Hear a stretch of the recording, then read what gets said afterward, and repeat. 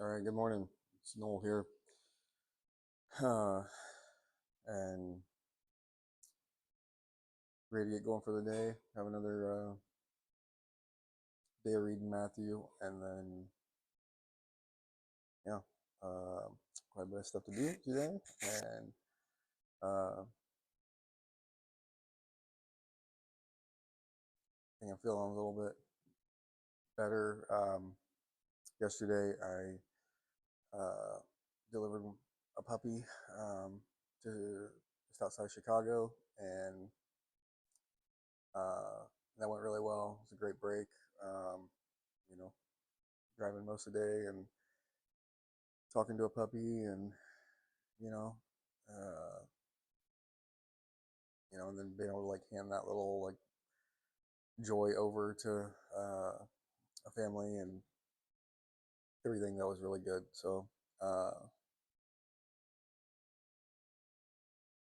that's kind of like one of the cool parts of raising puppies. Like just like everything else, you hear a bunch of whining and complaining about the bad side of things, and there's definitely a bad side of things. Don't get me wrong. Um, but as far as what we do, um, you know, our my puppies go to families for the most part. Some go to be like ESA type dogs or facility type dogs, but families for the most part. And uh, like it's been really good families.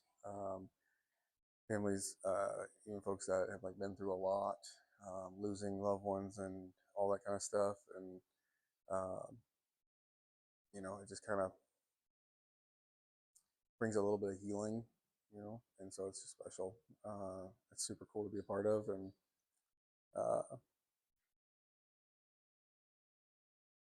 yeah, that's my favorite job. If I had to pick a job, so uh, anyway, did that. That was great, and uh,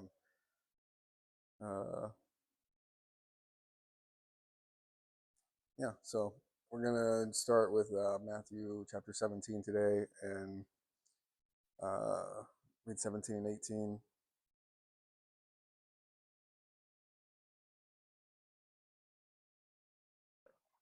And that's a drum.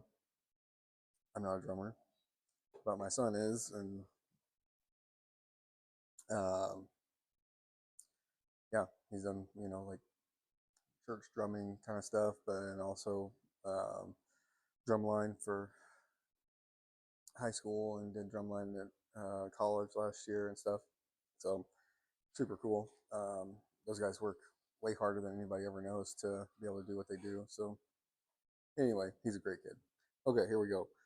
Um, so Matthew chapter 17. Uh, After 6 days, Jesus took with him Peter, James, and John, the brother of James,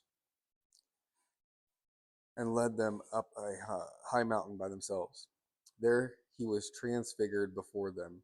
His face shone like the sun, and his clothes became as white as the light. Just as there appeared before them Moses and Elijah talking with Jesus.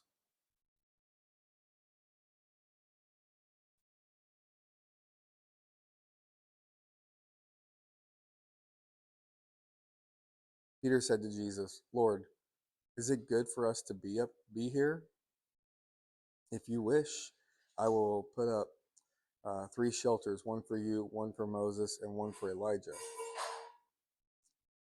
While he was still speaking, a bright cloud uh, enveloped him, and a voice from the cloud said, This is my son, whom I love. With him I am well pleased. Listen to him. When the disciples heard this, they fell face down to the ground, terrified. But Jesus came and touched them. Get up, he said. Don't be afraid. When they when they looked up, they saw no one except Jesus. As they were coming down, the mountain, Jesus instructed them, "Don't tell anyone what you have seen until the Son of Man has been raised from the dead." The disciples asked him, "Why then do the teachers of the law say that Elijah must come first?" Jesus replied, "To be sure, Elijah comes and will restore all things. But I tell you, Elijah has already come, and they did not recognize him, but uh, but have uh, but have done to him everything they wish. In the same way, the Son of Man is going to suffer at their hands." Then the disciples understood that he was talking to them about John the Baptist.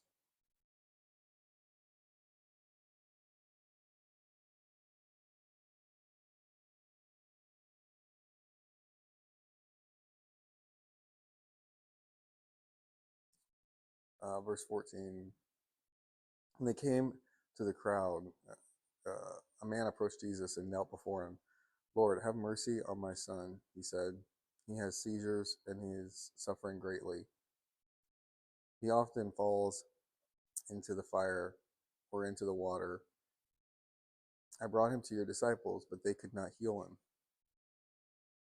"O unbelieving and perverse generation," Jesus replied, "how long shall I stay with you? How long shall I put up with you? Bring the boy here to me."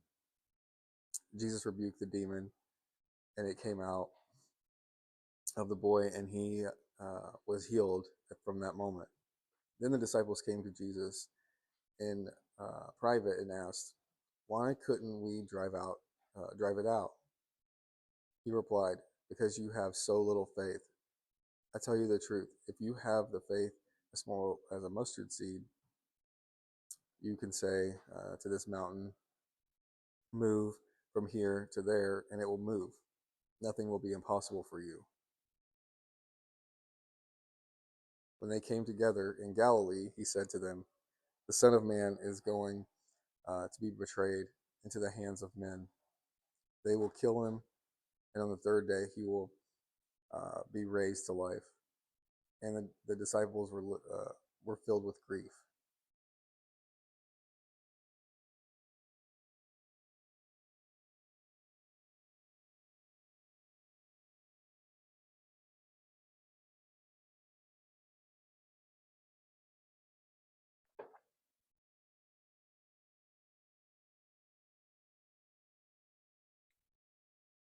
All right.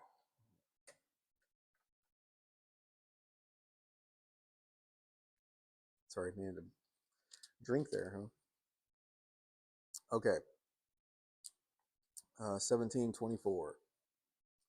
After Jesus and his disciples arrived in Capernaum, the collectors of the two uh, drachma tax came to Peter and asked, "Doesn't your teacher pay the temple tax?" "Yes, he does," he replied. When Peter came uh, into the house, Jesus was the first to speak. "What do you think, Simon?" he asked. "From whom do the kings of the earth collect duty and taxes? From their own sons or from others?"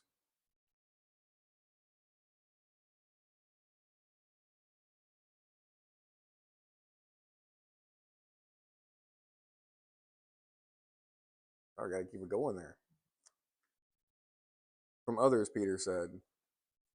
"Then the sons are exempt." Jesus said to him, "But so that we may not offend them, go to the lake, throw out your line, take the first fish you catch, open its mouth, and you will uh, find a 4 drachma coin. Take it and give it to them for my tax and yours."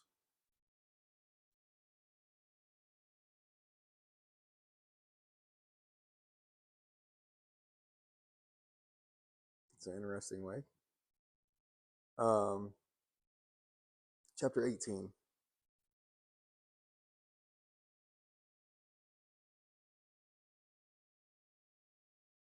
At that time, the disciples came to Jesus and asked, "Who is the greatest in the kingdom of heaven?"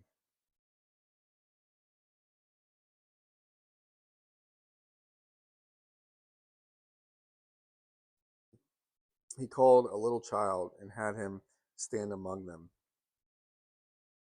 And he said, "I tell you the truth, unless you change and become like little children, you will never enter the kingdom of heaven.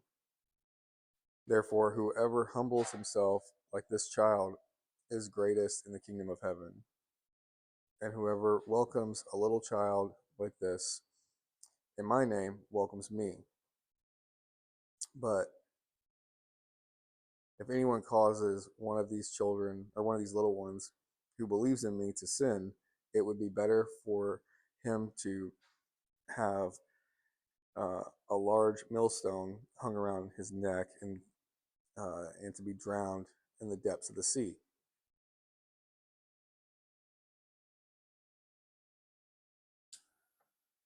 All right, 1 second. I'm going to do a little fixing here on the end of this.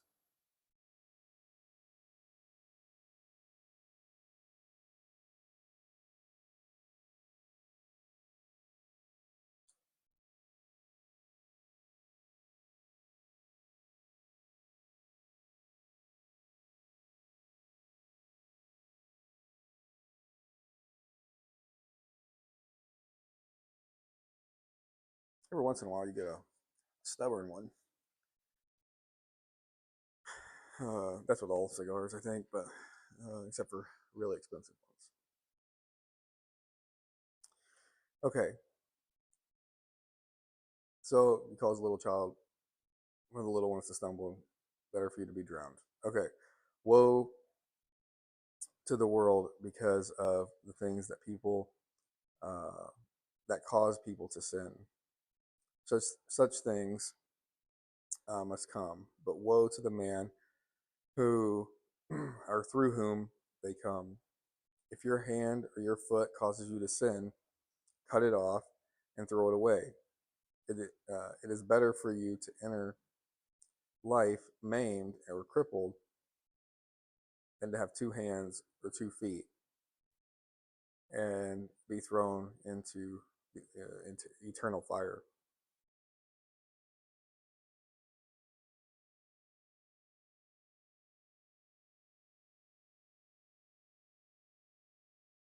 And if your eye causes you to sin, gouge it out and throw it away. It is better for you to enter life with one eye than have 2 eyes and be thrown into the fire of hell.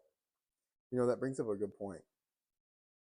How come all you legalistic folks don't don't follow that part?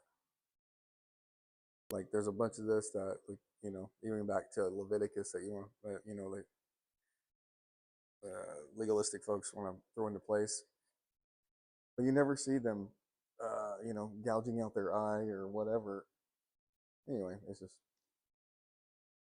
seems like you're halfway doing it, I guess, if you're, you know, gonna be legal, follow all the laws here and the rules and everything it says. Like, you know, here's a thought: the parable of the lost sheep. See that you do not look down on one of these little ones, for I tell you that their angels in heaven always see the face of my Father in heaven.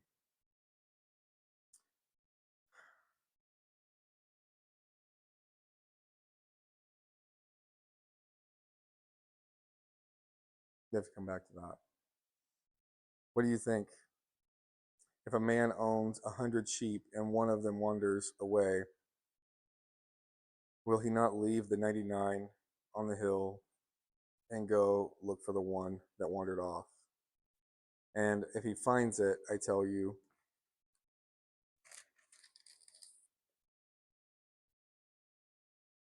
the truth, he is happier about that one sheep than about the 99 that didn't wander off. In the same way, your Father in heaven is not willing that any of these little ones should be lost.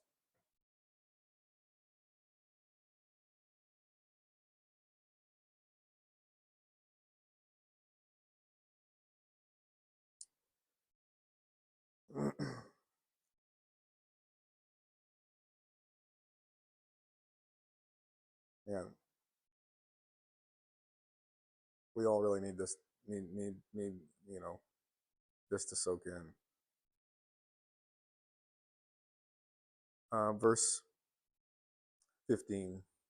If your brother sins against you, go and show go and show him his fault, just between the two of you.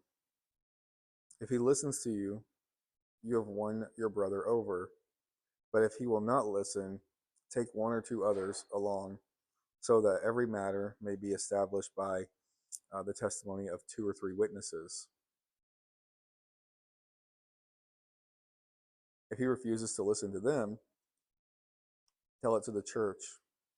And if he refuses to listen even to the church, treat him as you would a pagan or a tax collector. That kind of begs the question, how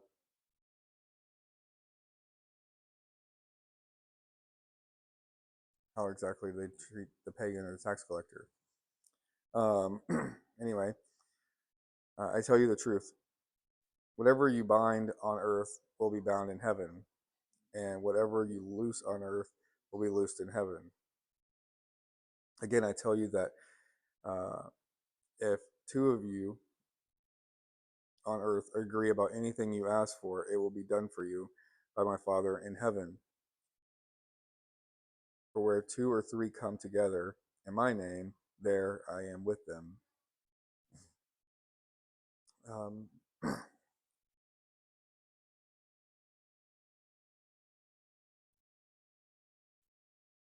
verse 21, the unmerciful servant.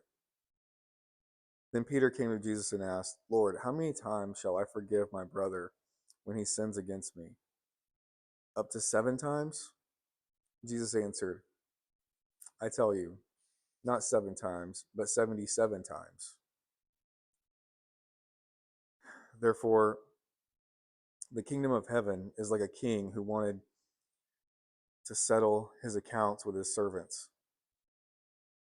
As he began the settlement, a man who owed him 10,000 talents was brought to him. Since he was not able to pay, the master ordered that he and his wife and his children and all that he had be sold to repay the debt.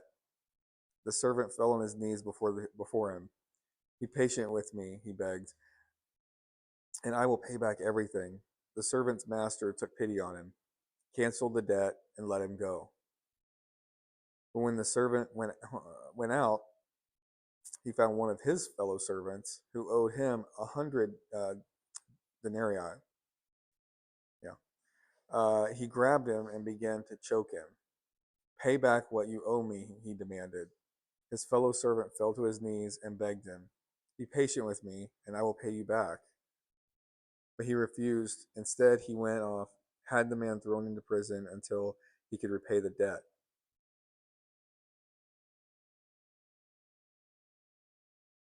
When the other servants saw what had happened, they were greatly distressed and went and told their master everything that had happened. Then the master called the servant in. You wicked servant, he said. I canceled all that debt of yours because you begged me to.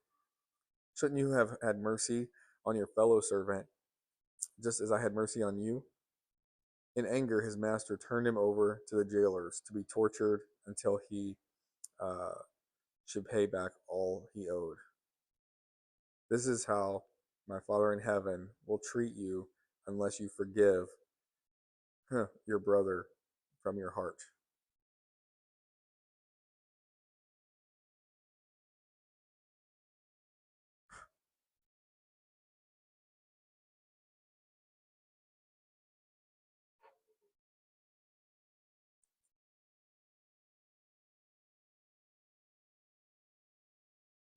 Whew. This is how your Father in heaven will treat you unless you forgive your brother from your heart.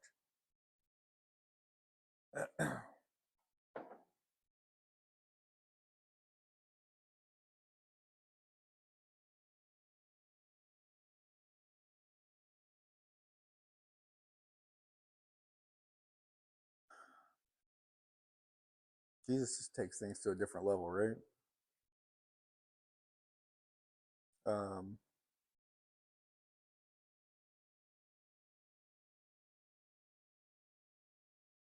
yeah, there. I mean, there's he just takes things to a different level, and this is, I mean, honestly,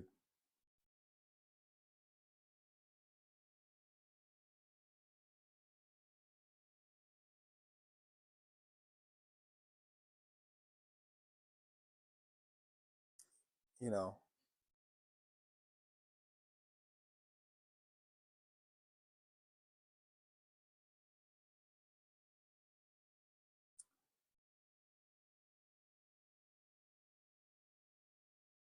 it's just unreal. Uh, as far as even forgiveness, which is a struggle. Don't get me wrong. I've had plenty of struggle with it. But on the same hand, too,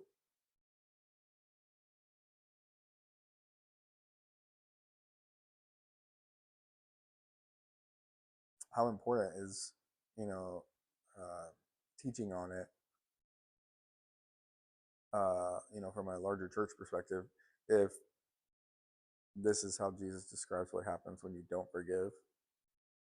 I mean, we all know, like, the verse, uh, you know, forgive or God's not going to forgive you kind of thing. Sorry, I'm blanking on where it's from.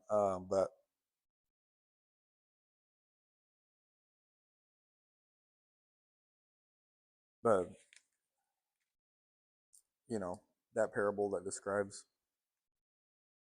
what happened to the, unmerciful servant, and that being a description of, you know,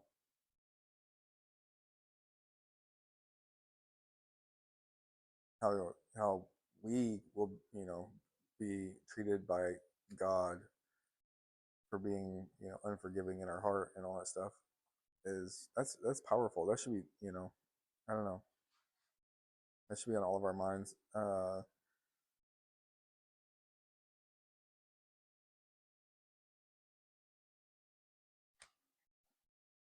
And we don't have to be, you know, forgiveness doesn't have to make you best friends, you know, but uh, at least like this parable shows, like can result in having mercy, on whatever offense, had happened and stuff. So yeah, and then the other one that I had mentioned back there, I don't think I've ever really caught this, but when he's talking about the lost sheep, um, and it says, "See that you don't look down on one of these little ones, for I tell you that their angels in heaven always see the face of my Father in heaven." Like that's they're like Their, like they're angels, like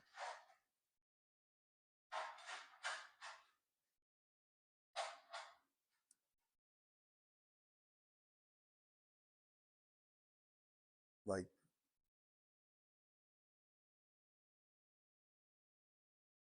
they're angels.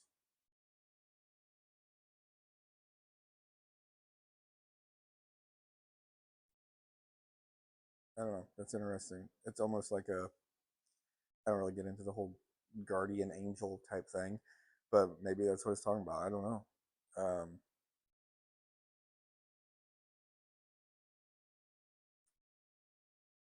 I don't know. That's actually though pretty like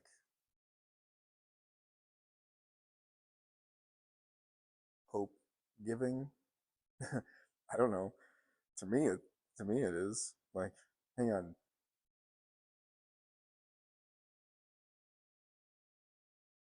you know, there's you know angels that also care, kind of thing.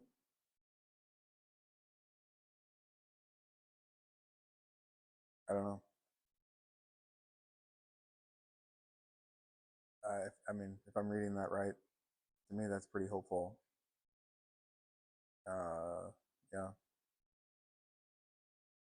I've heard stories of angels and kind of thing, uh, showing up for people. Uh, I don't, I'm, I'm not experienced that I know of, but um, like heard stories of people in really difficult times, and something like that shows up, and I don't know. I mean, I hope it's true. I hope it's you know that that there that there are angels that are ours. There, angels.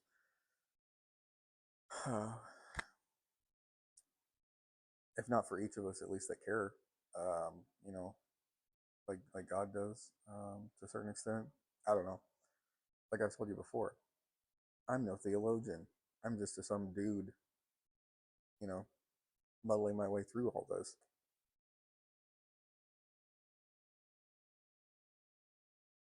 But yeah, no, I. It seems like I said, reading this out loud and then you know, listening to Jesus here. Uh,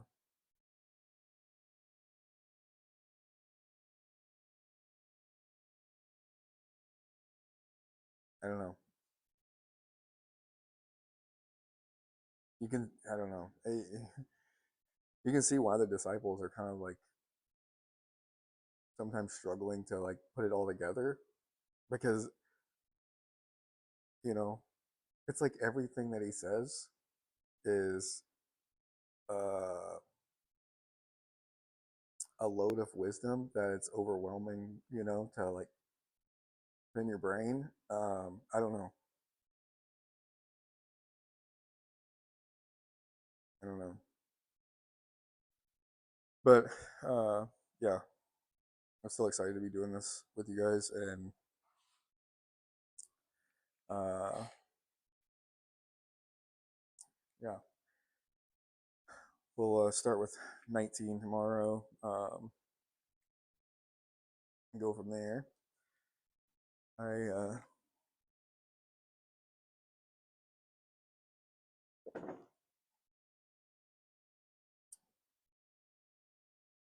Yeah,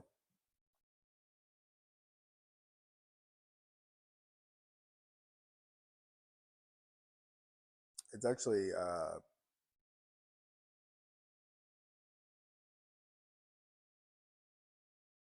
this whole thing seems to be really getting to me, changing me a little bit. I don't know, God working. I don't know what it is. Um,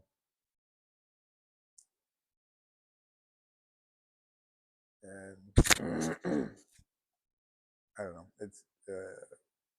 It's tough for me to get up every day. I've got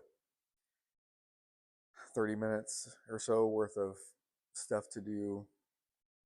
Let puppies outside, feed the puppies, let dogs outside, feed the dog. Like all these things, like which are great joys or whatever, but it still takes time. Um, to get all that done before I can sit down and do this. And uh, you know,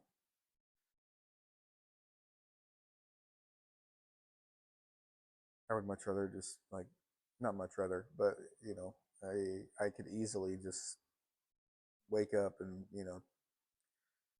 take care of take care of dogs and then just find a chair and sit there and drink coffee and scroll on the phone or do nothing or whatever, and then just I don't know. Every time I have like a uh, urge or a temptation to turn my alarm off and just like which I've been waking up like at 5:30 minutes before my alarm even goes off, but uh, every time I have that temptation to go back to sleep or turn my alarm off, it's like I'm so excited, to come out here and take care of everything and then read and everything. Um, and really, that's like newer for me. currently anyway. Yeah.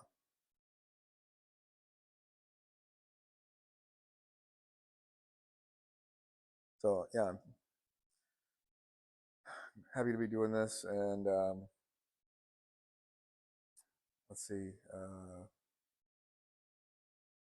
Gonna keep going. I should probably